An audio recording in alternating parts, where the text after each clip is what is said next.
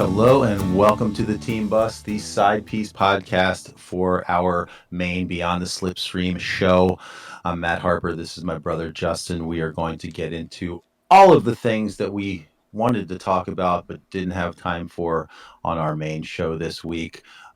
So little cycling on my list. Lots of stuff I'm excited to talk about, but there's so little cycling. Perhaps that will make people happy and others not so happy. Let's get into it. My first thing, Vanderpool needs to stay off the mountain bike.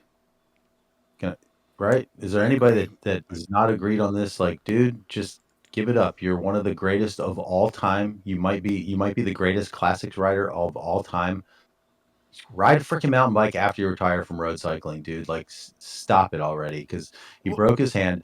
He's racing in the Dauphiné. Um, so obviously the hand is better, quote unquote.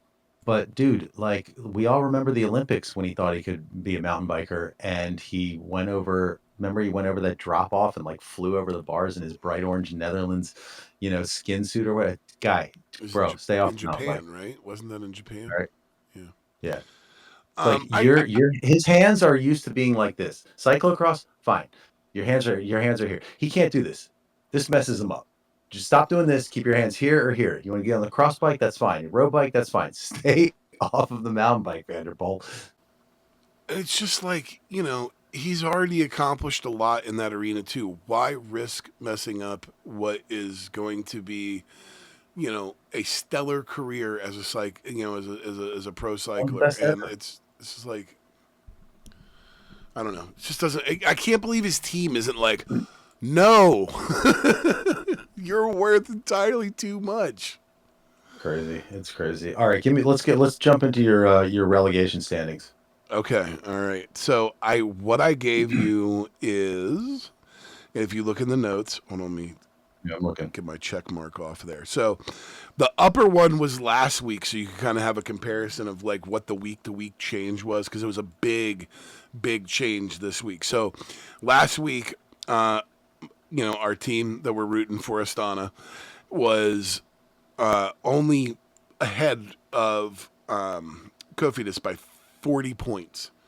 All right, now all the Giro stuff has now come into play, and going into to this week.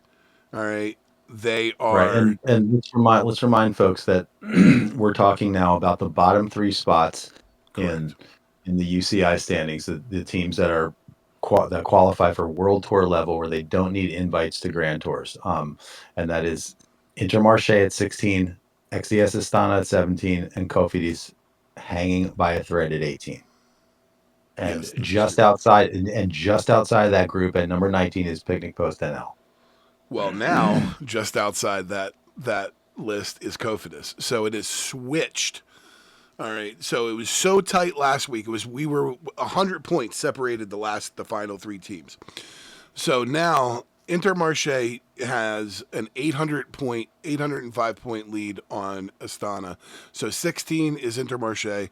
Astana, XDS Astana is in 17th place right now. So they are clearly in, all right, with a 412 point advantage over Picnic Post Postanel, all right, who is now in the 18th spot. All right, Cofidis, which plays into their Dauphiné yesterday because they were out. They're getting in the mix in these breakaways, trying to gobble up some points.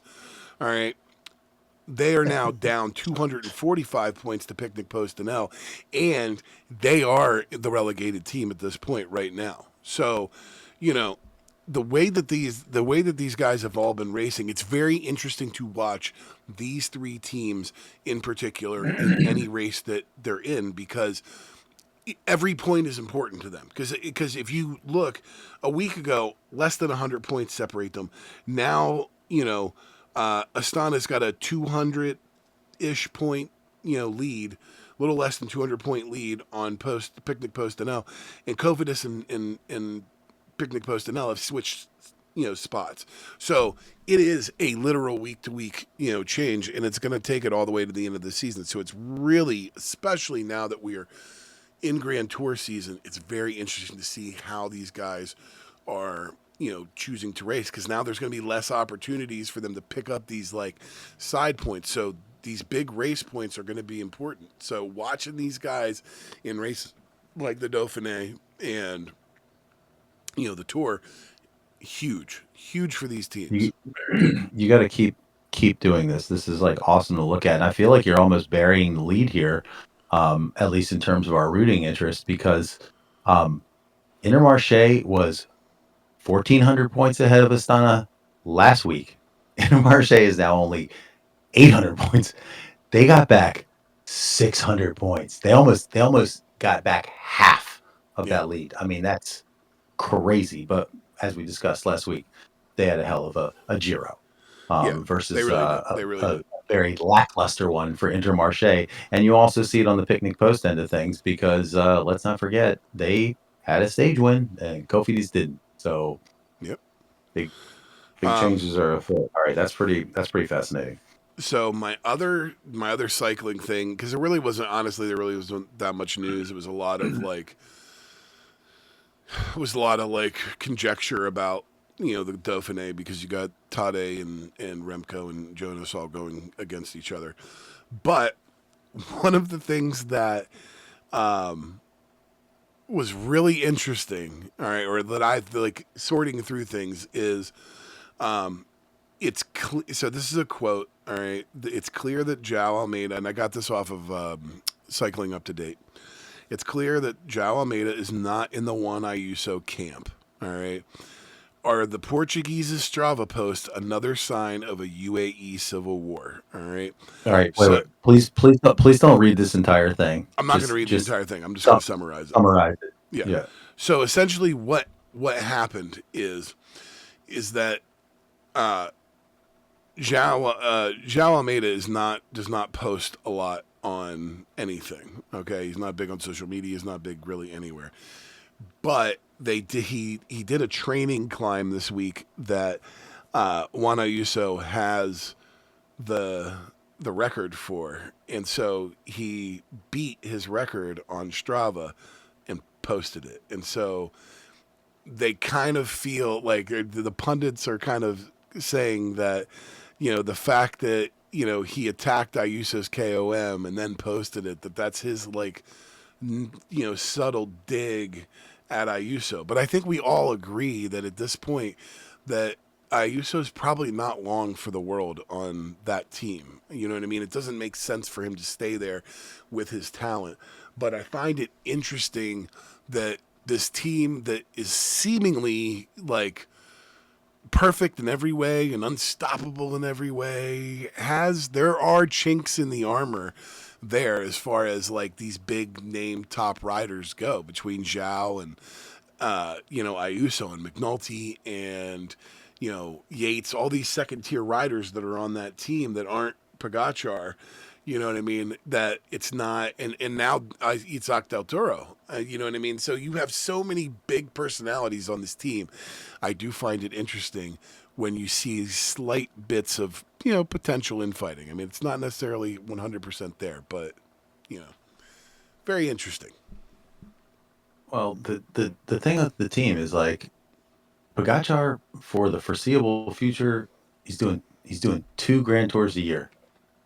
So there's only one Grand Tour leadership spot available on that team. And if I'm Joao Almeida, I'm like, okay, I just won a stage race back in the spring. And I was super strong all spring long as a domestique for the races I wasn't winning. And um, you know, I used to just shit the bed in the Giro. That's my point. Like I'm the guy. I'm the guy here. Like I get it. Like I kind of now doing this like chasing the KOM on Strava, a little petty infighting shit. Like I don't know. It's kind of funny. I mean, maybe he's just trying to motivate his teammate. Um, I don't know. but it's it's kind of cute. It is. I don't That's what I know. mean. It stuck out at me in throughout the kind of like the stroke, just the news around the Dauphiné, that this little thing kind of popped out, and I was just like, oh, I kind of dig that because, like I said, we've talked about it before that we don't see Ayuso staying in at that team. It just doesn't make sense. I think there's a parallel between like in the same way that like a sprinter sort of has his like season or two of glory and then like recedes or whatever. You see these teams, it's hard. It is very hard to be a team that is just perennially on top. Okay, you had Team Sky pulled it off for a while, you know, a decade and a half ago or whatever. They I mean they had a lock on the Tour de France for 6 years in a row or something, right? Um, UAE looks like that team. SD Works looked like that team. Um, Visma Lease Bike looked like that team. I mean, but they just these things swing. They seem like they swing so hard, and just like when you're ready to anoint UAE Emirates as just like the super team to end all super teams and no one will ever beat them, you're already seeing you're already seeing these. I mean, Well, they think fully about lost. this. They could have won the Giro and they lost. That team Think about lost the yeah. I was Giro. going to say, think about this. Imagine if you don't have a once in generation talent like Tadej Pogacar in the mix right now. Okay, all of a sudden, maybe outside of Jonas, like maybe outside of that one anomaly, Visma could be that team. All right, they absolutely could be that team. You know, um, it's UAE could also still be that team even without Pogacar. I just think that Pogacar throws a wrench into the works when it comes to can any team be a super team other than his team when he's available. They were talking about it yesterday. 50% of the races he enters, he wins. All right.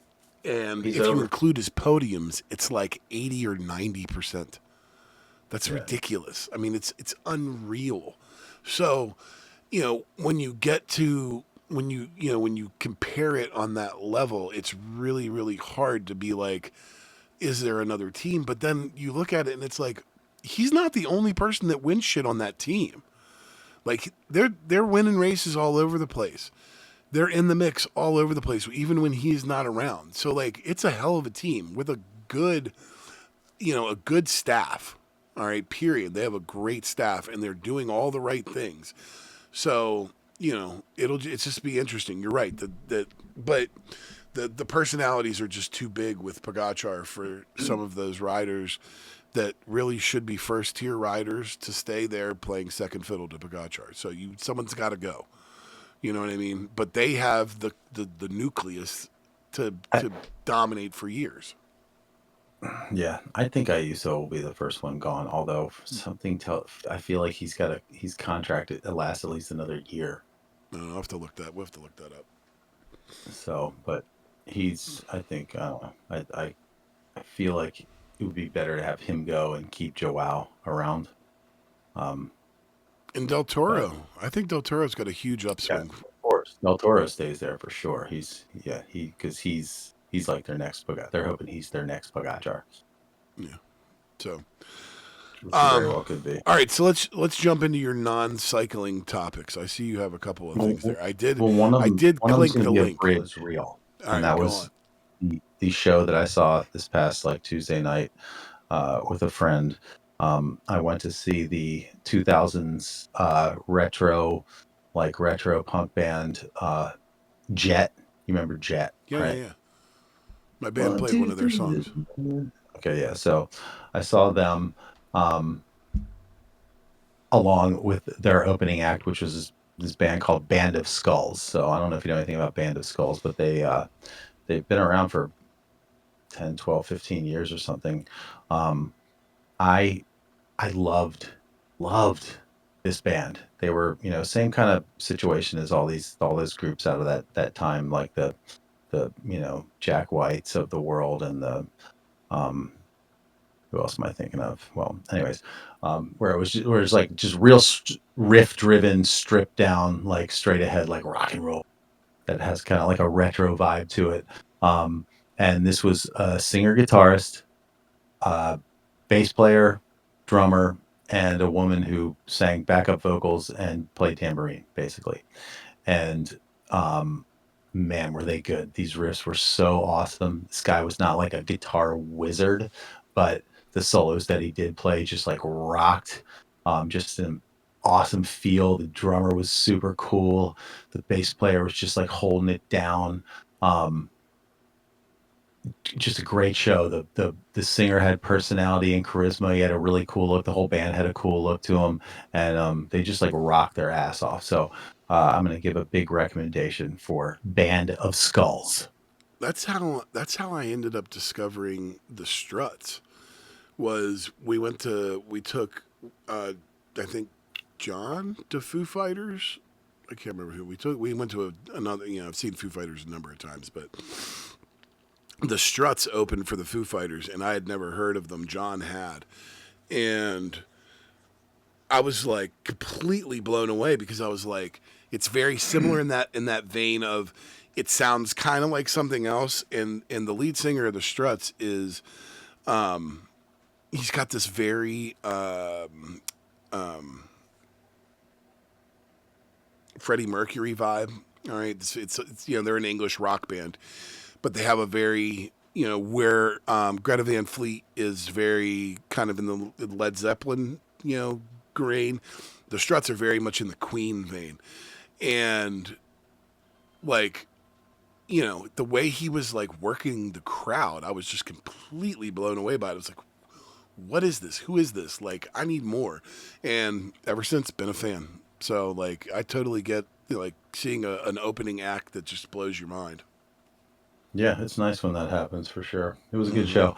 Um, Moving on, I want to make a quick recommendation for a podcast and a movie to go along with it. So the podcast is if you're looking for like a deep dive music podcast, there's this one that I've been listening to now for some time, recommended by my buddy Fletch, if memory serves. It's called Bandsplain, um, and this is part of that Ringer network that I listen to all those podcasts from.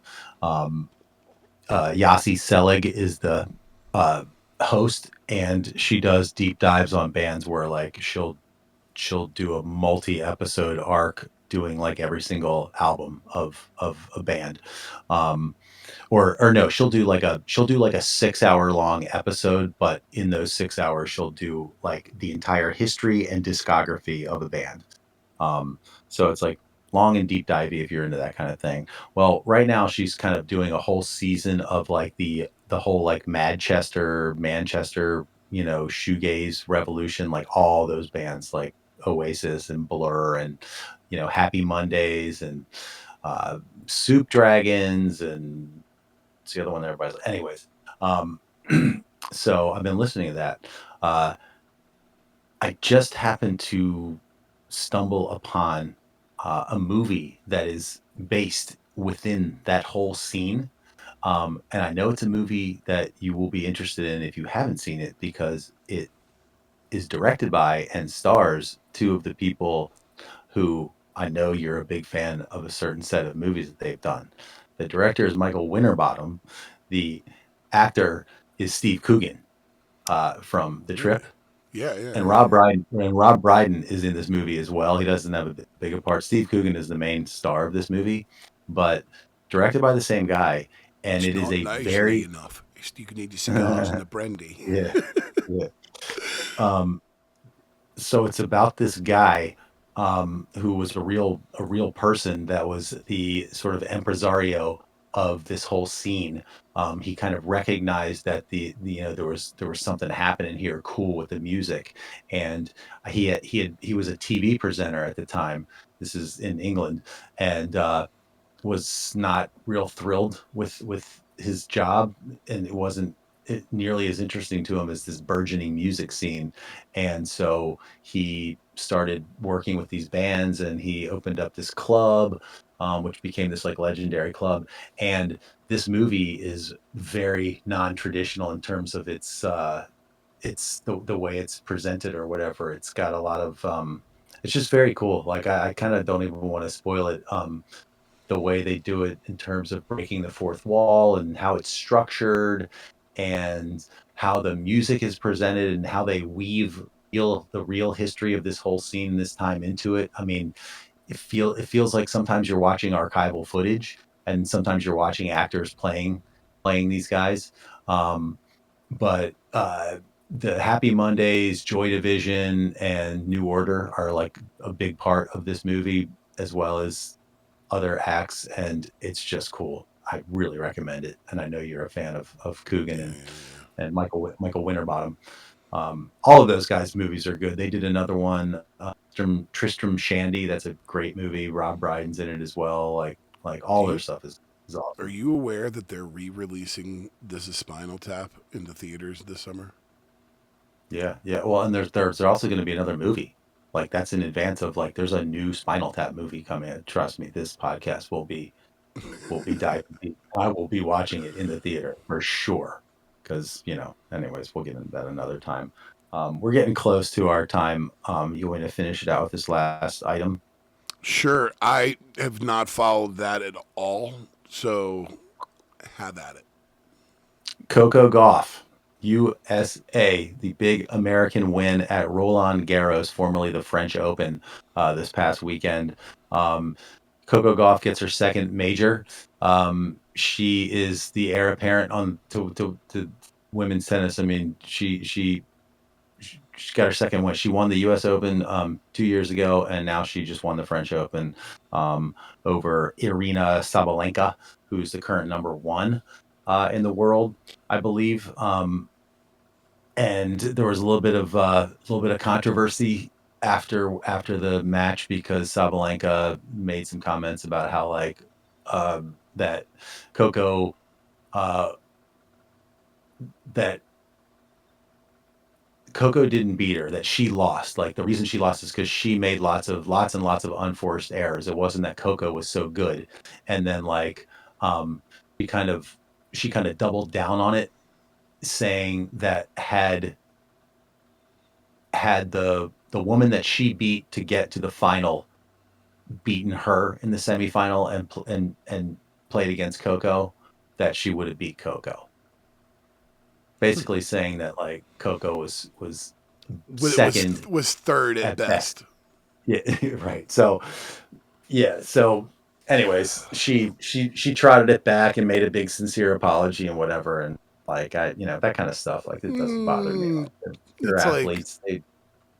Yeah, Coco no offense, those Coco can beat her. walkbacks like that. Just no offense.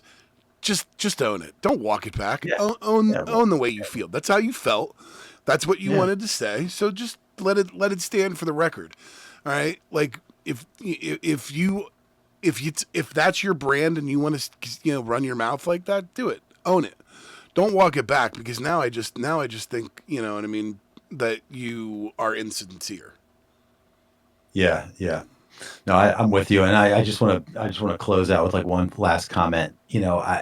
Different sports handle these things differently, but man, do I feel it. I feel bad for the runner up in tennis in the biggest tennis matches. Like it's freaking painful what these people have to go through because the end of tennis matches, they have this whole like the whole trophy presentation, and for whatever reason, tennis has got like the big first prize trophy, but then there's also the second prize trophy. And it's like somebody gets a big ass fancy chalice and then someone gets a little silver plate.